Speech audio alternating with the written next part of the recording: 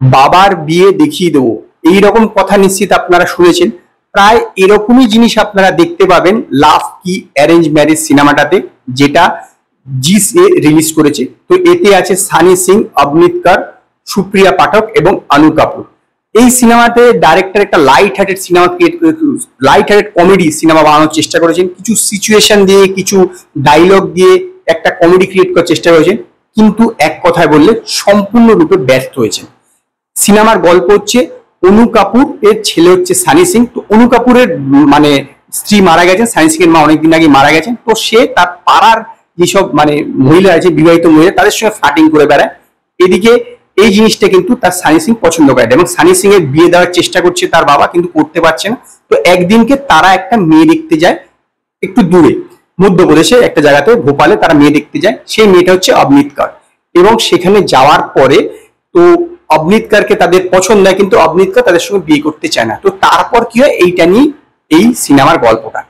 দেখুন, যেরকম আমি বললাম যে একটা লাইট হার্টেড কমেডি ক্রিয়েট করার চেষ্টা করি। শুরু থেকে দেখানো হচ্ছে ঠারকি বাপ, যে এরকম একটা মহিলাদের পাড়া এলাকার মহিলাদের সঙ্গে ফ্লার্ট করছে, তার স্বামীরা তার উপর প্রচন্ড ক্ষিপ্ত, কিন্তু সেরকম কিছু করতে পারছে না। তো তাদেরকে একটা সুযোগ পেয়েছে, তাই একজন লোককে তাদেরকে মারলো, মানে এরকম কিছু ক্রিয়েট করা যে সিচুয়েশন। এবং পরের দিকে এরকমও যেটা বলছিলাম যে বাবার বিয়ে দেখিয়ে দেবো, দেখাটা হচ্ছে যে ছেলে দেখতে গেছে মেয়েকে, তো সেখানে তাদের কোনো কারণবশত থেকে যেতে হচ্ছে, কারণ বাইরে দাঙ্গা হচ্ছে বলে। এবার দাঙ্গা হয়ে তারা কি করে ঘুরে বেড়াচ্ছিল ঈশ্বর জানে, যাই হোক ইললজিক্যাল ব্যাপার স্যাপার সেখানে ঘুরছিল। কিন্তু এবার দুইজনের মানে মেয়ের বাবা, সরি ছেলের বাবা এবং মেয়ের মা দুইজনে বিয়ে করবে এই বয়সে এসে, এরকম একটা দেখানোর চেষ্টা করে, যদিও সেরকম হয়নি আলটিমেটলি। কিন্তু জিনিসটা একটু কি বলবো, একটা স্ল্যাপস্টিক কমেডি টাইপের ক্রিয়েট করার চেষ্টা করেছে এবং সেরকম ভাবে কিন্তু জমেনি। অ্যাক্টিং এর কথা বললে অনু কাপুর এবং সুপ্রিয়া পাঠক, এছাড়াও রাজপাল যাদবের চেয়ে এছাড়া অন্যান্য স্টার কাস্ট আছে, তারা কমেডি সিন গুলো ভালো করেছে। কিন্তু যে হিরো হিরোইন, তাদের যে প্যাথেটিক কমেডি টাইমিং এবং প্যাথেটিক অ্যাক্টিং, অবনীত কর এবং যে সানি সিং, এই দুজনের প্যাথেটিক অ্যাক্টিং এবং এতটাই প্যাথেটিক কমেডি টাইমিং, মানে মনে হচ্ছিল যে কখন ভাই বন্ধ হবে। 2 ঘন্টা সিনেমা 1 ঘন্টা হলেও মনে হচ্ছে না বেশি হবে, এতটাই খারাপ তাদের অ্যাক্টিং।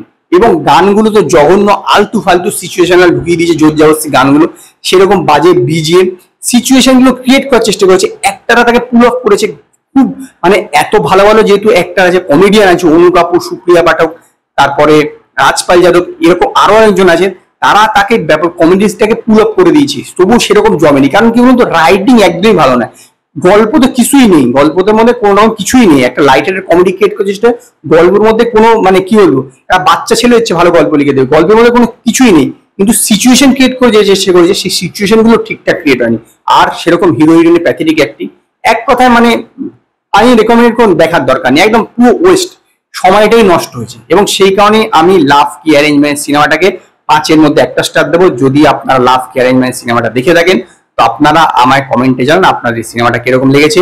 যদি আপনাদের এই ভিডিওটি পছন্দ হয়, ভিডিওটিকে লাইক করুন, কমেন্ট করুন, শেয়ার করুন, আর নতুন নতুন আপডেটের জন্য আমার চ্যানেলকে সাবস্ক্রাইব করুন।